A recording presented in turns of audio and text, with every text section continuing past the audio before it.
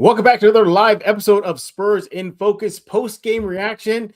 Game 4, your San Antonio Spurs pulled it out. They have a stranglehold on their series versus the Portland Trail Blazers. They're up 3-1 after beating the Blazers in their gym, 114-93.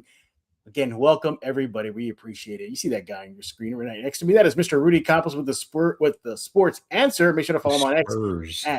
That's actually a good name. Spurs Answer. Wow. Yeah. I'm gonna get copyright. Yeah, let's copyright that ASAP. Yeah. Follow him on X at the Sports Answer. You want to do that right now. I'm your host, Jeff Garcia. Follow me on X at Jeff G Spurs Zone. Substack, yeah, go over there right now. Just Google Spurs in Focus on Substack. Hit subscribe. You are part of the crew. Subscribe wherever you get your favorite podcasts, such as iTunes, Spotify, Pocket Cast, YouTube Music, obviously YouTube as well. The list goes on and on. No excuse for you to not come to Spurs into Focus every single day right here on YouTube. This should be your first and only spot for all things San Antonio Spurs. Yeah, what a game. What is it with the Spurs? Do they want to prematurely age us in the last two games by getting down so bad at half? And then only to have to rally going into the second half. Again, they did that exactly thing. If you saw game 3, you pretty much saw game 4. Down at half, rally. Down at half, rally. Let's start off with some general observations of the Spurs win. Rudy, take it away. I mean, the general observation on the Spurs win, yeah, you said they started off the game really, really slow. They had a horrific second quarter, being outscored, I believe it was 33-18 that second quarter. Portland up 17 at halftime. Just it kind of looked exactly like the way a lot of us may have thought that Portland was against the wall, knowing that Wemby was back for game 4. And they came out and they really, really just punched the Spurs right in the mouth, especially in that second quarter. But like we've been saying all season, Jeff, the Spurs stayed calm, cool. They came out at halftime and they just reversed it. So this team has been keeping us on edge all season long. And again, you don't want to doubt it. You want to wait until that fourth quarter is over and done with to see the final outcome. Early takeaway is, again, another slow start for the Spurs. Against Portland, it's okay to start slow. They've proven it. They can start off a little slow because they can kick it up another notch in the second half. That's my biggest takeaway is the slow start. But all in all, I mean, a team that is relatively one of the younger teams in the league, growing up again right before our eyes. Yeah, exactly. Yeah, it was a carbon copy of game 3 in game 4. Now, let me get the bad news out of the way first, okay? I don't like the fact that back-to-back games, they're down at half. That tells me there's something going on in that first half. They're not starting games out strong. I know it's a small sample size, 2 games in a row, but it's the playoff setting that worries me.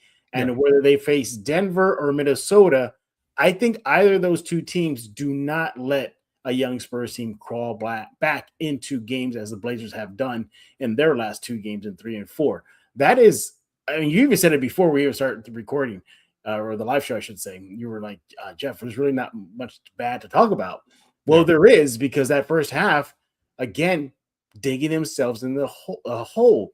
Rudy, I think that is the biggest takeaway in the last 2 games is they got to stop that. They got to come out the aggressor, and they didn't in the second game in a row. Your thoughts?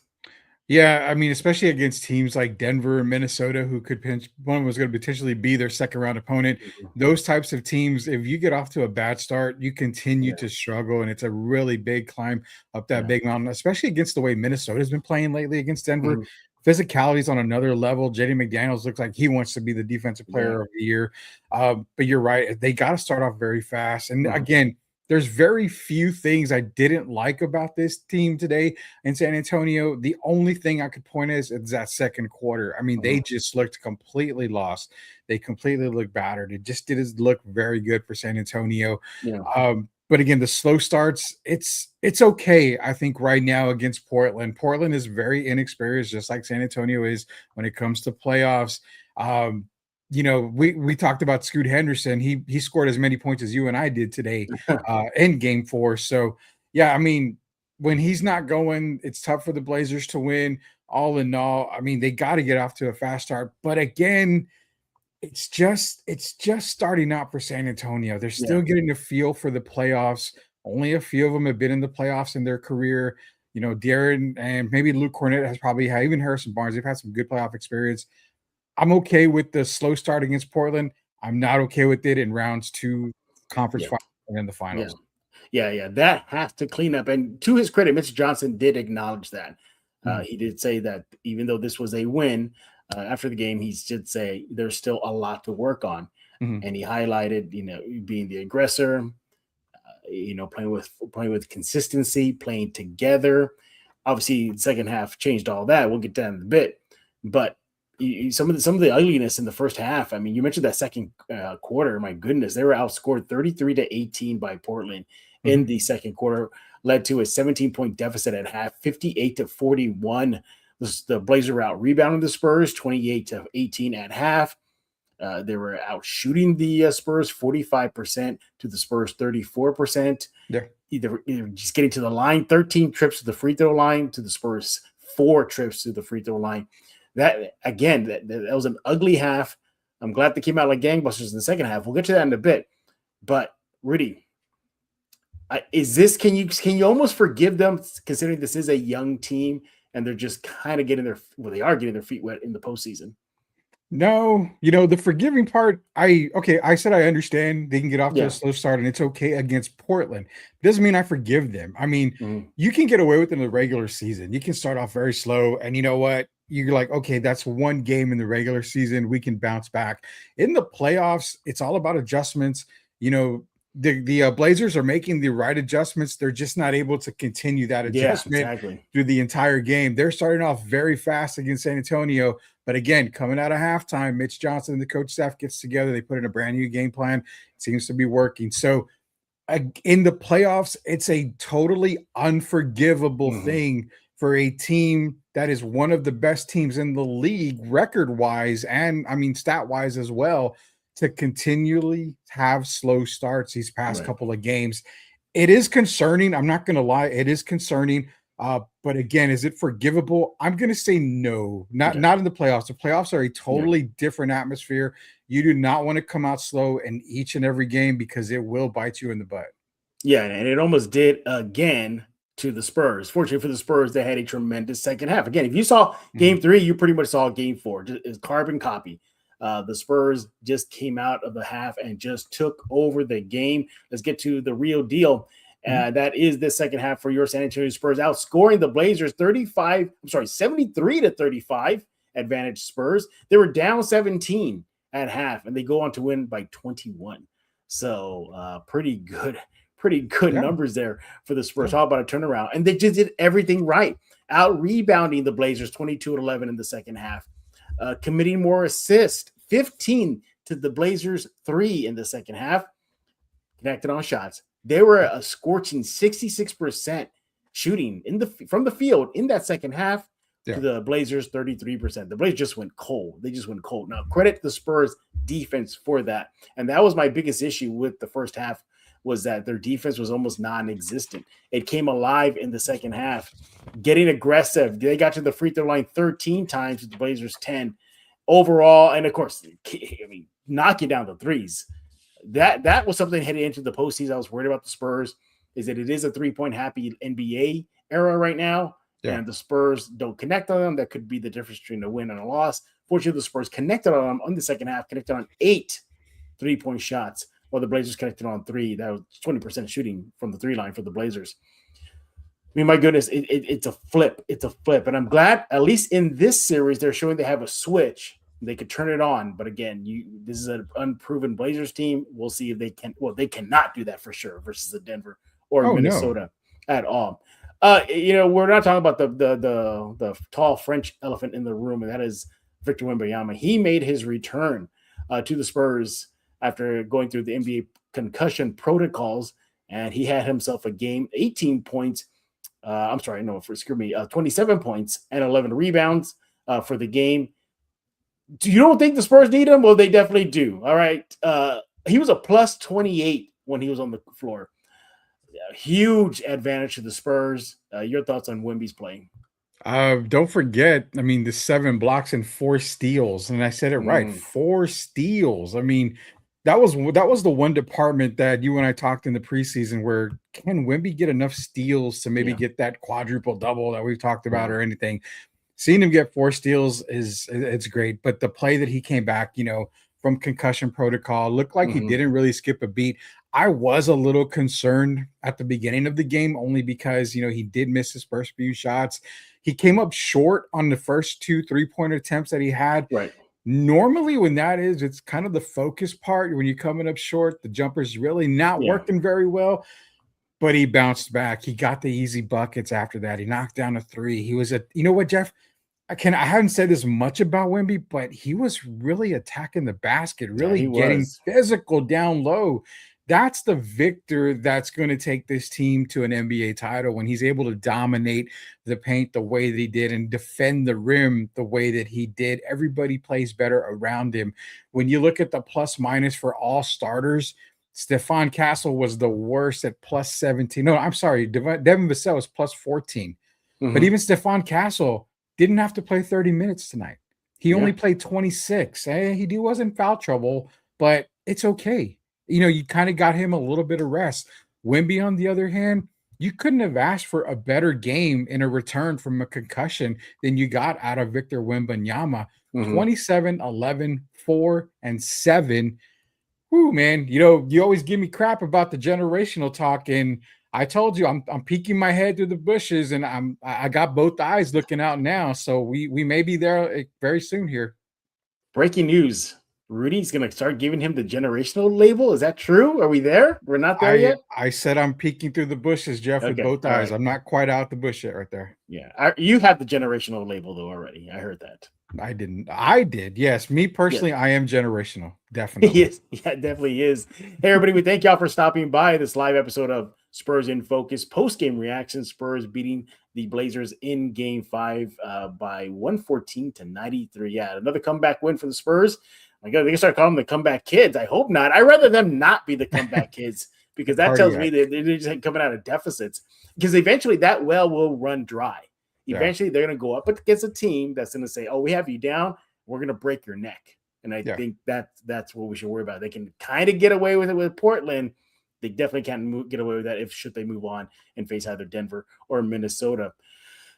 Again, Wemby, an incredible game. He was a defensive monster, and he had how many blocks in a row? There was like a sequence during the game. It was a block I and think a it was like block and a block 4, and a 3 block. or It was 4, like, I think. Yeah. yeah. So he was Mhm. putting his footprint on both ends of the floor. But somebody who I said needed a redemption game in this series, at least after game 2, and that was De'Aaron Fox. And that guy you're screwing now, Campos, he kind of scoffed at me when he asked me, oh, does Do De'Aaron agree Fox that. need to Yeah. do 20 plus points? And I said, yes, he does. Yes, he does. And he did that in game 5 with 28 points, took over control of the game in the second half, added 6 rebounds, 7 assists, did all that work in 38 minutes. After the game, Victor Wembanyama said that De'Aaron Fox makes the game fun. Mitch Johnson also said that this was that Fox's best game as a Spur. Buy or sell that, Rudy? I've been buying it since day one. I'm not one of the Fox haters that you see on Twitter and everywhere else. I'm not the podcast guys or the fans that give up on De'Aaron Yeah. Fox every single time he goes and scores 15, 16 points. De'Aaron Fox is exactly the type of point guard you want right next to Victor. Not just because Victor says it, it's because he definitely is that player. He's Right. Mr. Clutch in the fourth for a reason. So what? He missed a couple of games, he missed a couple of shots, didn't come through. Name me a player that has been clutch the entirety of his career. There are none. They all have mistakes, they all have flaws. I am buying all of De'Aaron Fox. We bought it. Myself and Derek bought it a year before Yes, he y'all was did. traded to Yes, San y'all did. Antonio. Everybody didn't give us credit for it. A year before he was traded to San Antonio, we said he would be a Spur. Derek had the insight on that. There's a reason why Victor wants him. There's a reason why Mitch Johnson has him in the fourth quarter. It's because he trusts De'Aaron Fox. De'Aaron Fox is one of the best point guards in the NBA. He knows how to run a team. He can score when need. And you know what? He makes the game so much Yes, he easier did. for Yeah. everybody Everybody. around him. So again, don't ever jump off the De'Aaron Fox bandwagon. He's worth every dime that he's getting paid from San Antonio. Yeah, I mean, he was also doing things outside of scoring. He was being a really good defender in that second half. He shot 65% for the game from the field. Mhm. and connected on 4 of 8 3-point shots. He even threw in 1 offensive rebound and 5 defensive rebounds as well. You look at his play in that second half. Let's go pull it up here. 18 points in the second half. 18 points. Mhm. Really rallied the troops. He was a plus 31 for the Spurs in the second half alone. A freaking plus 31, Yeah. Rudy Campos. That's how impactful he was in the second half. He completely dominated the game. And what I liked about it, and as he said after the game, that for him, it was just doing the simple things. He even Yeah. gave an example. He said, "Oh, I don't have somebody out in the paint. Okay, I'm gonna look for my shot. Oh, I can't find my shot. I'm gonna go kick it out to somebody who has a better shot." Mhm. He just said that's all it was, and I'm glad he did it because the Spurs needed some heroics. Luckily, they got it from the veteran himself. He even talked about his experience and why he didn't want to see this Spurs team lose because they went through it in Sacramento when they were on the ropes as the opposite team when they were down 3-1 and how they had to rally. Yeah. So he said, like, I've been there, done that. So he goes, and what is interesting too, he even said that he felt the air go out of the Moda Center, and he said he felt the fans in Mhm. Portland, get back down on their seats, and that he said the shots for the Blazers looked tighter because while the Spurs shots looked a lot freer and looser. So he definitely saw a tale of two halves from that Mhm. Blazers team. Definitely a great game from Fox, and I don't know, he might pop up later on this show when it comes to a little bit of awards we have here at Spurs in Focus. By the way, everybody, we're not going to be having a long post game show. We're going to try to keep it about 45 minutes ish. Yeah. It's Sunday. We have to get ready for work, everybody. We're old men. You mean God, you're not a millionaire? Everybody says you're a I don't know millionaire. why. I don't know. I mean, I don't know. I only have no. I don't. I mean, it's not like lightsabers are real. I mean, I gotta Wow. afford a lightsaber once in a while. I, But no, I'm kidding. But Rudy, we're mhm. ignoring the fans that are popping in right now on a Sunday Yeah. evening. What are they talking about? So we got CB in here. He's saying, KJ had a few moments where he looked like himself, referencing Keldon Johnson again, a guy that Good point. you've been bringing up a lot lately. Says, Yeah. why has he's 6 man of the year? He hasn't looked the same.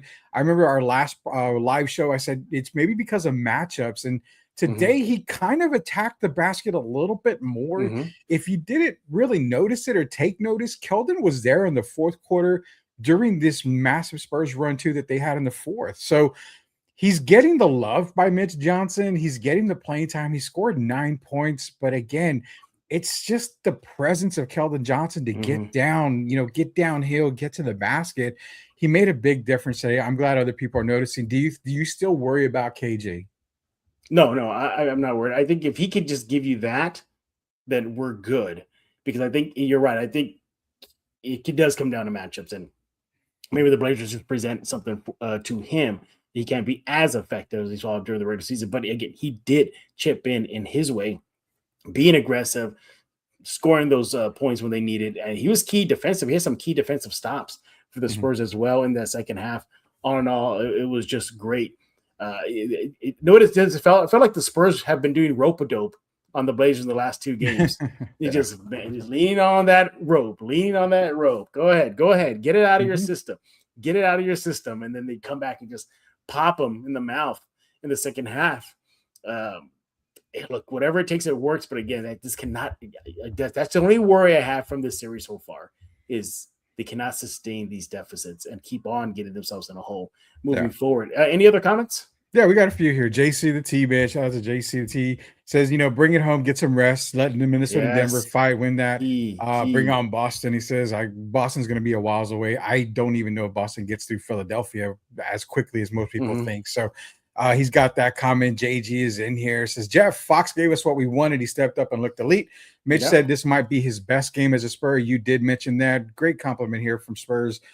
Super R bar at Super R bar 30 says, Jeff, this team like Bam Bam from the Flintstones. They don't know how strong they are, and neither do we. Incredible. Again, we got the poll, as you can see up on the screen there. If you want to vote on the poll, you just got to put a 1 or a 2 in the chat, and we'll take your vote.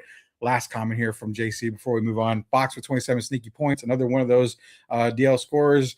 Cross check on cards. Got those jambalaya PSA 10s, and he's talking about cards that he's got for De'Aaron Fox. But All right. everybody seems to be back on the De'Aaron Fox bandwagon.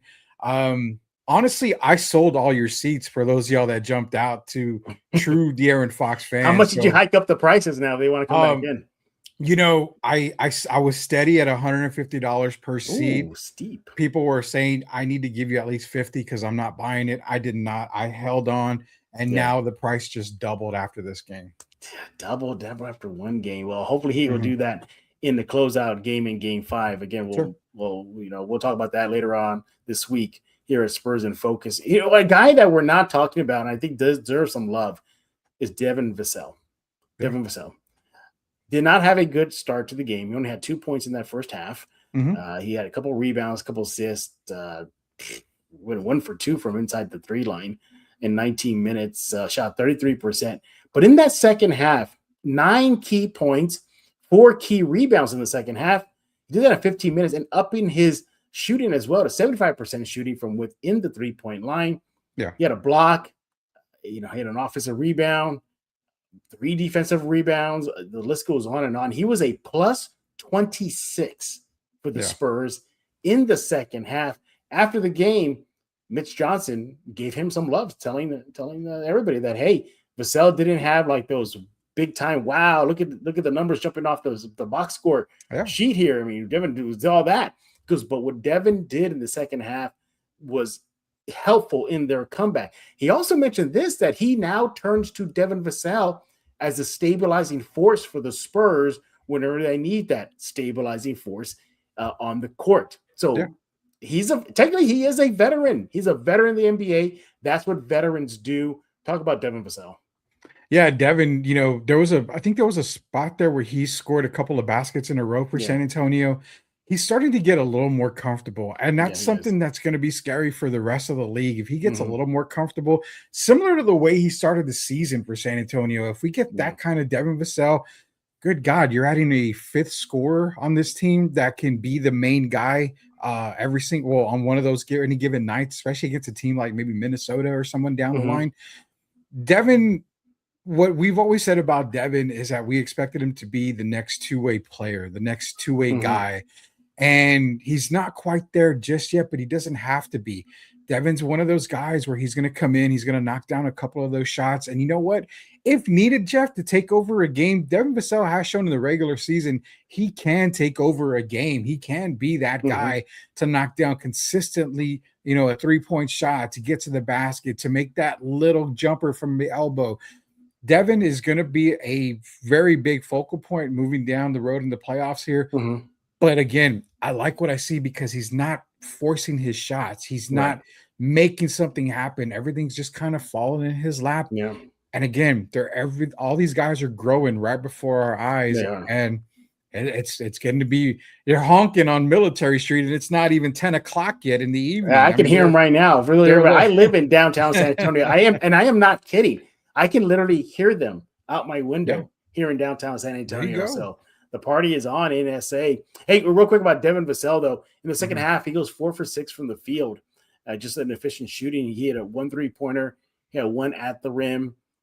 He missed a shot near the rim. But other than that, again, just connected on that. He had 66% shooting in that second half for the Spurs, just all in all. And hit 3 of those shots were assisted. So the players were finding him. And felt trust in him to knock down those shots. I saw a comment here, and I just want to get your thoughts on that. What do you think about Castle and Denny kind of having that little back and forth? I was just going to bring it up. He said, what are your thoughts on the Castle grid against Denny? So yeah, I mean, let's not call it a lie or anything. Castle did instigate that. Yeah, he didn't like the way Denny was guarding him. Obviously, Denny was guarding him really aggressive. No calls were made. Got to the basket, got an and one on Denny. Put the ball into his chest. I respect the hell out of Denny for retaliating and pushing Castle. You don't want to be made like a punk like that on the court. But again, it's playoff basketball, man. I love that. I love that. These guys are going back and forth at each other. They don't care. They want to get in each other's face. That's fine. That's playoff basketball. It's showing up Denny, and Denny pushed back. Castle pushed back. But here's the biggest thing that I took away from that. The officials said, technical on you, and that's it. Yes, I love that part. They didn't blow it up to, let me go to the replay and look for 45 minutes. And you know what? because Castle pushed him after the fact and he's got a T here, we're going to throw him out. No, no, no. They kept it simple and said, you know what? T on you, bam, we're done. Let's move on. It's playoff basketball. Yeah. I'm all for it, man. I'm all for this kind of thing. I was going to text you. What did you think about that? Because I don't know if it's me. I'm the fighter in the Spurs and Focus group, or you're the fighter. I don't know. You may be the more mellow one, but what did you think of the Castle Denny thing? Yeah, I think Castle instigated. I'm with you. He didn't need to do that.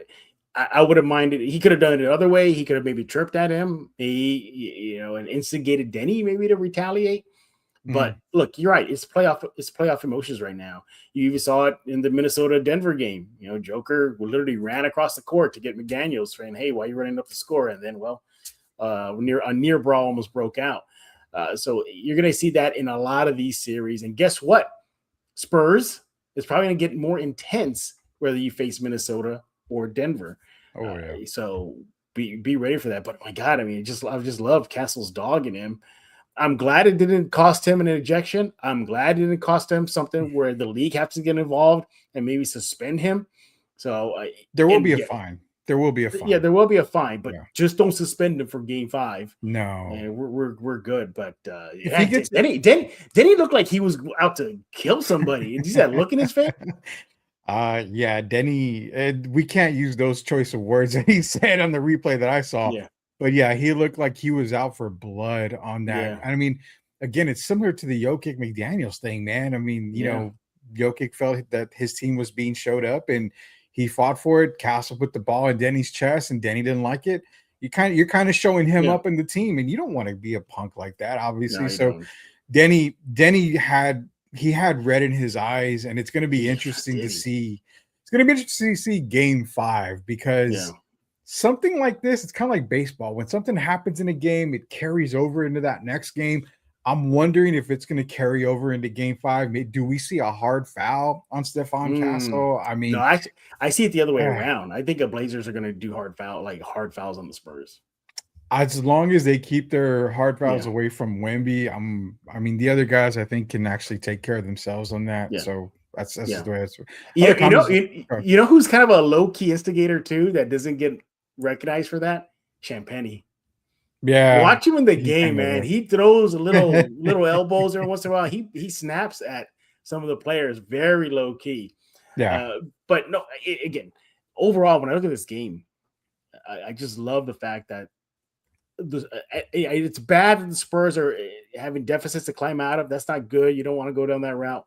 Mm-hmm. But I like also too that they're getting some experience on how to come back in games, settling down, being together. And Mitch Johnson had mentioned that. He said he didn't see togetherness in the first half. He didn't see execution in the first half.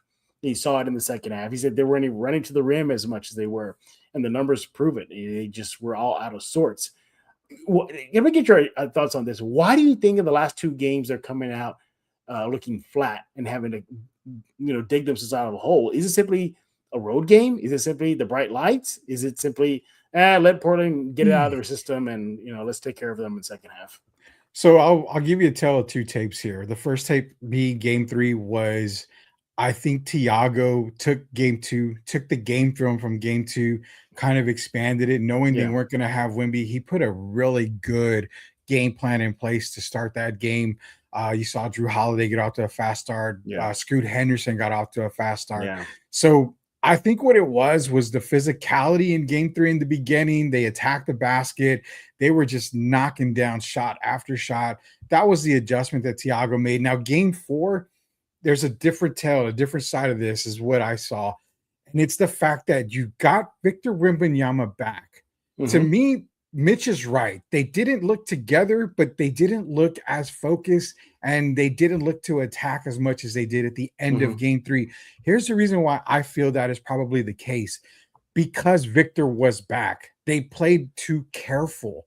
They didn't want to make a sudden move and maybe Victor didn't, wasn't in the right spot. Maybe he wasn't 100%. Maybe he's 90%. It just kind of feels like when you sprain that ankle, Jeff, and you're taking a step, it's kind of, you don't want to step too hard because you don't know how strong that ankle is. It seems like they came out just a little cautious, but when they saw Victor get back to his old self, that's when you started to see the wheels turning. That's when you started to see Mhm. them going, come out of halftime. Hey, man, there's no more straitjacket on anything. There's no more bandages anywhere. It's full force. But I think they came out a little slow this game just because they were trying to get Victor back in the flow of things and everything. Yeah, a good win. They have a stranglehold on the series. They just need one more win. Series over. They can move on and wait the winner between Minnesota and Denver. But they got to take care of business in Game 5 again. We'll talk about Game 5 later on this week here on Spurs in Focus. Mhm. I want to thank everybody for taking time out of their schedule on a Sunday to join us here on a live episode of Spurs in Focus. We're reacting to Game 5 win. Your San Antonio Spurs got the W, everybody. Again, another scary times, in Portland. If you're a Spurs fan, but nevertheless, 114-93. The Spurs were down by 17 points at the beginning of the halftime, and you get to go into the second half, win by 21. Talk about a turnaround. Steph Castle, he was saddled with fouls, nearly fouled out, or he Mhm. fouled out? No, he had like No, he had four or 5. five. He had 5 fouls. Uh, we got a bench. Okay, but more improvement from Keldon. We got 9 points, and we had 1 rebound and 1 assist. Carter Bryant chipped in with 6 points. He had a rebound. He had an assist there. Harrison Barnes, again, I don't know. I don't know. Should we just expect this now from Barnes Yeah. moving Yeah. forward? 2 points, 2 assists. 2 rebounds, assists here. Yeah. Yeah. I Yeah. mean, Harrison Barnes, he's the veteran guy that is going to come in, just kind of spell some minutes for the younger guys. And I think he's Hmm. aware of it. He's not going to be, I need to get you 12, 13 points a Yeah. night or anything like that. He's just going to come in. He's going to spell a little bit of these minutes Hmm. for the young guys, kind of get at them a little bit of rest. And he's just going to just play. That's all Yeah. you need him to do. You just need him to be a body out there, play. He got a dunk in that one, the game, which, I mean, he was open. He probably was surprised and shocked himself that he was open. But again, he only took, I believe, 2 shots in the game, and that's all Yeah. you kind of want from him. I think a lot of people are looking at Dylan Harper. Hey, you only had 3 points, but again, Harper being on the court opens up a lot for everybody else because of the game that he just had Hmm. recently. So yeah, I mean, he didn't have a great game scoring wise, but it's the impact of the previous game that made everybody take notice. When he got the ball, you could see a lot of the defenders were looking at him. He Yeah. was able to get to the basket, had an assist at there, but it's just the impact that the bench had. Overall, the bench did it. Put it this way, the bench outside of Dylan Harper in that game, really a couple of games, we haven't seen the bench that the Hmm. Spurs have had all season. Yeah. Is that something I want to get from you on real quick here? Before we do, Jeff, I want to give a shout out to Sith, Elias. He's a great follower of us here. I want to give him a shout out. He's been trying, he's you and I's our younger generation guy, keeping everybody on next calm. He's got to keep Right. everybody calm. Exactly. But I want to get your opinion on the bench side of things. Yeah. Is that concerning for you that we're not seeing production off the bench? Because What? Yeah. remember I told you it's concerning to me if the starters are having to play 33, 34 plus minutes a game. That's kind of bad in the playoffs. But again, are we really worried about the bench here? Yeah. It's funny you mentioned that because I look at today's bench production, and Mhm. it was okay. Maybe Cornette didn't have a Cornette game, but he gave you 7 rebounds. He gave you a bucket. We Mhm. mentioned Carter's contribution, Keldon's contributions. So it was okay, but you needed a little bit more. If you could just have Harper and Keldon going, just even at near or at their season averages, the Yeah. Spurs team is just deadly. But again, they need to figure this out because look, at this point, we all know the Blazers are cooked. There's no way the Blazers are going to beat the Spurs 3 straight games for some Mm-mm. incredible series comeback. It ain't going to happen. So you're going to already start penciling in either Minnesota or Denver to come to San Antonio soon. Either way, against those teams, it's all hands on deck. Denver is a deep team. I know Minnesota's had some injuries, two Mhm. massive ones. DiVincenzo's out for the season. Ant is week Couple of by week weeks. at this Yeah. point. So you don't know what you're going to get. But nevertheless, if they show Minnesota how deep they are, and Denver found out recently. So yeah, you got to have that bench production moving forward. Again, you can get away with that from an inexperienced Portland team. You can't do that versus experienced team, either Minnesota or Denver. By the way, even like a team like Minnesota, Rudy, we forget that this is a team that's been to the conference finals how many years in a row? Back to back years. Yeah. Back-to-back years, deep playoff runs. Mhm. They have experience, despite the fact the record may not regular season record may not reflect that. That's a team that's been there and done that. Hey, quick shout out to San Antonio Toros Josh Mayer, he's in the house right now. He's voting. Yeah. Look at that. Yep. Yeah, for those of y'all who don't know, the San Antonio community, San Antonio City, they do have a new football team, the San Antonio Tours. I say new loosely because it's been in existence in the 60s, kind of was laid to rest, and then it's Hey. revived thanks to Josh Mayer. For those who don't know, I am their official team writer. So as soon as the season comes up, I'll be with Josh. I already warned Josh and the team. I'll probably get tired. They'll probably get tired of me. Rudy, can I talk to you? Can I get a quote? Can I go here? Can I talk to you here? But the QB, he's already told me because I'm good, Jeff. I'm good. Just you can talk to me anyway. So they've been warned, Rudy. They have been warned. Hey, I'm glad you're into the football world now because we cover a lot of Yeah. NFL. We talk to some NFL guys too. So look at baby Jeff coming up here. We can maybe move you up to the NFL shows that we do now. Yeah, Jeff, you're getting up there. little strides. I'm doing you, semi-pro. So those are my baby steps right there. There we go. But yeah, shout out Josh Mayer. And again, if you want to get your tickets to the SA Toros, just Google SA Toros, and then there it is, San Antonio Toros. You can even become an owner. You can become an owner of the team. I'm not kidding. You can be an owner of the team.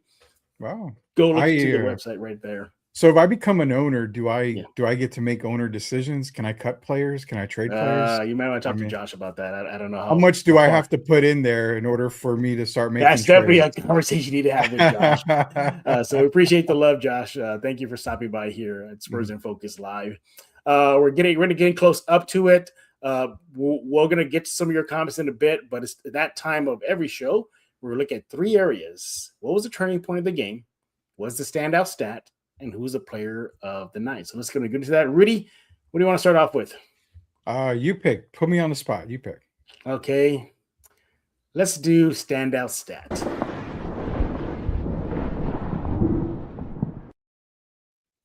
Rudy, what is your standout stat from the big win? Ooh, my standout stat is the number. It is 73 to 35. That is the second half scoring for San Antonio and Portland. Scorched them. So when you talk about scorched earth, as we have heard that term before, that is my standout stat. When you are able to outscore them 73 to 35 in the second half, there is no team. I don't care if you are the OKC Thunder. I don't care if you're one of the U.S. Olympic teams that's won gold outside of the Dream Team. It is very difficult to beat a team when they are that hot, especially coming out at halftime. They just obliterated Portland. That is my stat of the game. It's a second half stat.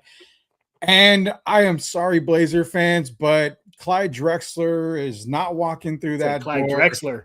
Terry Porter's not walking through that door. You don't have the Gel Blazers coming out. It's pretty much done. I'm sorry. I've got to say it. That's my stat.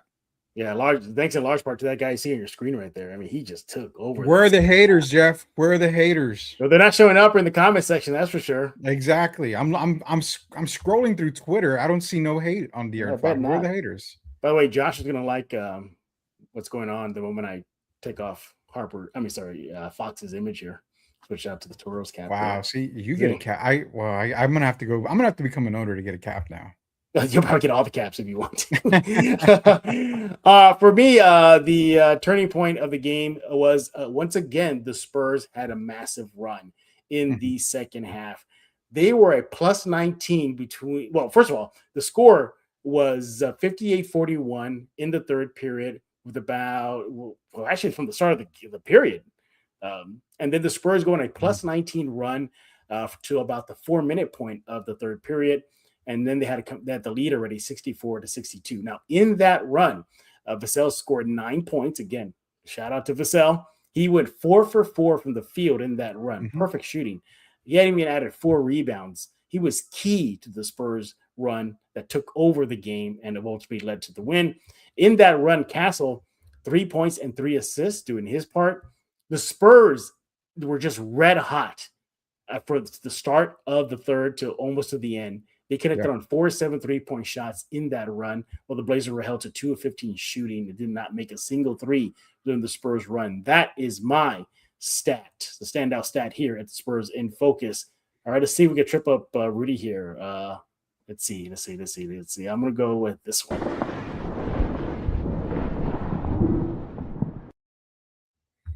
Rudy, who's your standout player? Standout player. Let's flip a coin. I'm caught the coin. It landed on De'Aaron Fox. I mean, let's be honest, Obviously, man. yes. Obviously, standout player is going to be De'Aaron Fox. 28 points after getting all the hate from the 2-1-0. He finally put everybody to bed and said, you know what? I'm here for a reason. They pay me this money for a reason. This is the reason why. When I need to be clutch, I can be clutch. When the big man needs to be clutch, he can be clutch. But guess what?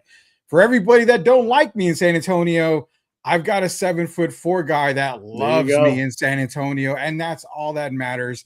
De'Aaron Fox, 28 points, 6 rebounds, 7 assists, 1 steal, and dare I say, 2 blocks? I mean, not Hey, 2 shots. I'm talking 2 blocks for De'Aaron Fox. Overall, he filled the stat sheet just like it was Christmas, and he had the stocking stuffer on the mantle getting ready for Santa Claus. De'Aaron Fox is my standout player of the game.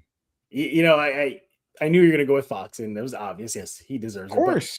and absolutely deserves it. I'm going to go with this guy, You Victor have to. Wembanyama. Yeah, You have in to. his return, just really helped the Spurs in the second half overcome that deficit.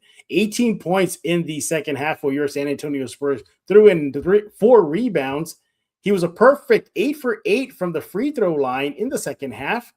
And he was also perfect from the field, going 5 for 5 in the second half.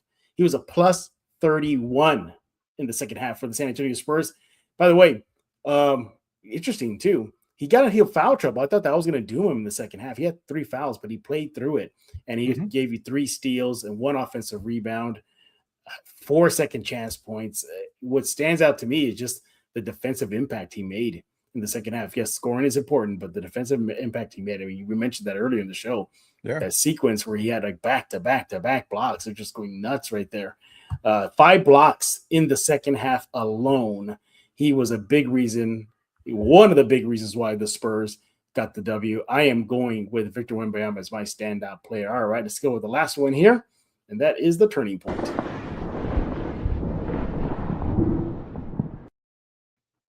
Rudy Ooh. Campos, your turning point. Turning point, and it's gonna sound kind of weird, so you got to kind of follow me here. This is one of those what ifs that you see in Marvel Universe here. Turning point for me was the end of halftime, or Okay, actually interesting. beginning of halftime. I'm sorry, when the Spurs were down 17. It was turning point for me because we felt maybe this would be a Portland team that continues to hold Right. that lead. Turning point for me was Mitch going back into the locker room, getting his guys Mhm.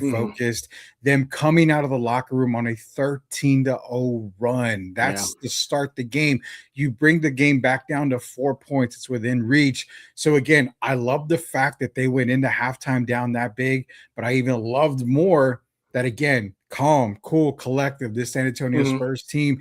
Turning point for me was going into halftime down, coming back out on a 13-0 run. They didn't Mhm. look back after that. That's the turning point for me. Spurs stayed focused. And can I do this? Spurs were in focus as There you well. go. There There you you go. Look at go. that. Look at that drop. Rudy getting creative here.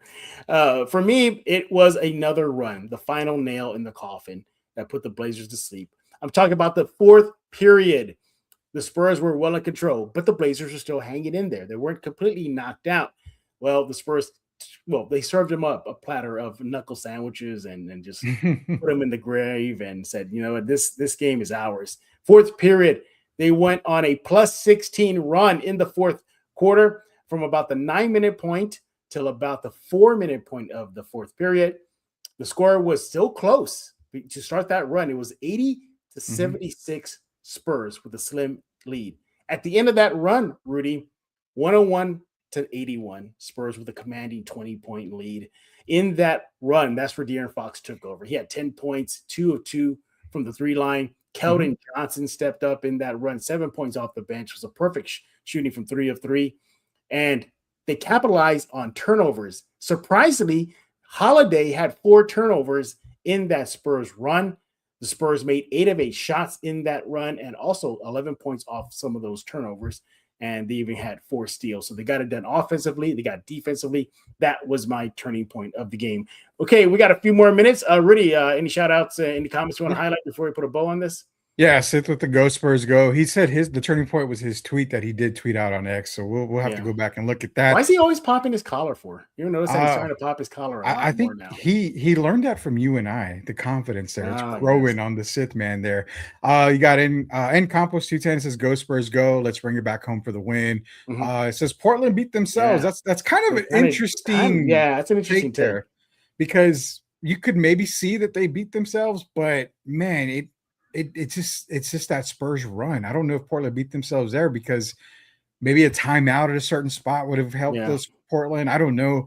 Good comment, good take there. But that's it. We got Sith laughing here. But other than that, Jeff, all the comments were great, man.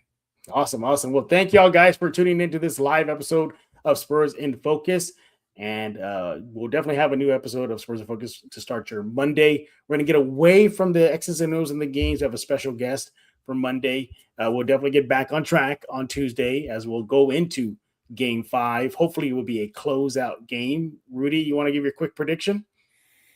That's it. Uh Blazers cooked. We're done. Start going to Cancun. yeah. What Make is plans. yeah, I mean it's Spurs in 5. I don't think Yeah. the Blazers are done. They can go ahead and go to what like Charles Barkley says, go to that dirty water down in Galveston and they can The kind of dirty go water. they can go on summer vacation down there. So yeah, Yeah. it's Spurs in 5. I don't have them Yeah. losing again. Hey, it makes us look smart if we call it in the U in 5. So we'll be like, see, listen to us. We called it in 5. So it You happened. you and I and a lot of guys that are involved in our network, we call a lot of stuff a long time ago. So Mm-hmm. I would just say I'm not going to toot my own horn, but Spurs in Focus, everything that we do here, we're pretty good at our jobs. We know what Yeah, we're just a little talking bit. about. Just a little bit. You talk about popping collars. Look what just Rudy's doing right now. He's just popping his collar right now, left and right. I have every right But to. yeah, exactly. Again, they were the ones that called Fox to San Antonio years ago before it Yeah, even happened. you So go there back you on the have it. tapes. Yeah. Like there's receipts, as the kids say. There are receipts. Hmm. Rudy, thank you for taking your time to join us here on a Sunday to talk about the Spurs' massive win. Have a stranglehold on the series versus Portland. Looks like that series might be coming to an end this Tuesday. Spurs Yep. are up 3-1 after beating the Blazers 114-93. De'Aaron Fox with 28 points, Victor Wembanyama with 27, Steph Castle with 16. Again, the team looked good in the second half. Hopefully, they don't put a scare in the home crowd this Tuesday. So we y'all as well for stopping by here at a live episode of Spurs in Focus. Leaving your comments, joining us here. I know it's a Sunday. Y'all want to relax before the weekday starts, but nevertheless, we appreciate it. Hey, everybody, don't forget to subscribe to Spurs in Focus. First, start off with the Substack. Just Google Spurs in Focus Substack. Go hit subscribe. Completely free. Sign up right now. Be a part of the crew. And for this show, you want to go to iTunes, Spotify, Pocket Cast, Amazon Podcasts, YouTube Music, obviously YouTube.